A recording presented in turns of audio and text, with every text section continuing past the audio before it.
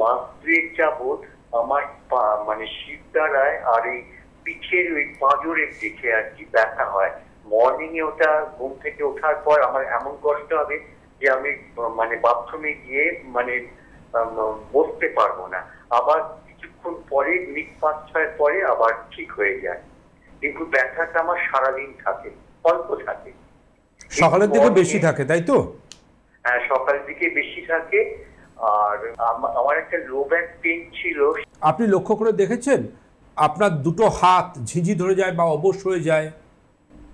হ্যাঁ, দুটো হাতে, এটা আমি বলতাম আপনাকে, দুটো হাতের ওপর দিকটা আর কি, এটা এমন ভাবে শক্ত হয়ে যে, শুধু শক্ত নয়, আপনার হাতের এই ব্যাক সাইড দিয়ে একটা পেন নামে, এই জায়গা দিয়ে নিচের দিকে। হ্যাঁ হ্যাঁ হ্যাঁ, এক্স্যাক্টলি।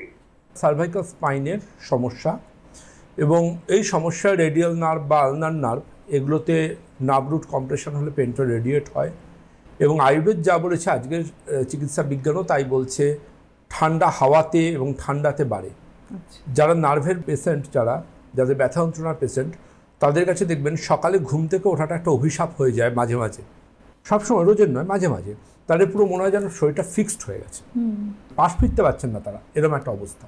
ওই জায়গাটার জন্য কিন্তু আমরা বলি নিদান পরিবর্জন, অর্থাৎ আপনাকে ঠান্ডা থেকে বাঁচতে হবে। আপনি দেখছেন আপনার এসি চালিয়ে আপনি ঘুমোচ্ছেন, ফ্যান চালিয়ে ঘুমোচ্ছেন, আপনি জানছেন আমার কত আরাম লাগছে, কত ভালো লাগছে, কিন্তু ততক্ষণই ওই গান্ধীজি বলে গেছেন আরাম হারাম হ্যায়। তো এটা কিন্তু নিউরো পেশেন্ট বা নার্ভের পেশেন্টদের ক্ষেত্রে খুব গুরুত্বপূর্ণ। এটা ততক্ষণ অবধি আপনি ফ্যান বা এসির হাওয়াটা নিন যতক্ষণ অবধি কিন্তু আপনার ওটা খুব বেশি প্রয়োজনীয়।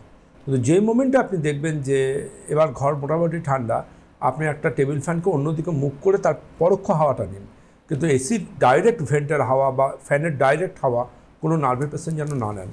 এর বাইরে আপনার এক্সরে, সিটি, এমআরআই যা করা আছে সেই রিপোর্টগুলো পাঠান। এনসিবি বা ইএমজি নার্ভের যদি এই ধরনের কোনো টেস্ট করা থাকে সেগুলো পাঠান, কারণ নার্ভের এই এনসিবি, এমজি এই রিপোর্টগুলোর মাধ্যমে নার্ভেরও ব্লক ধরা পড়ে।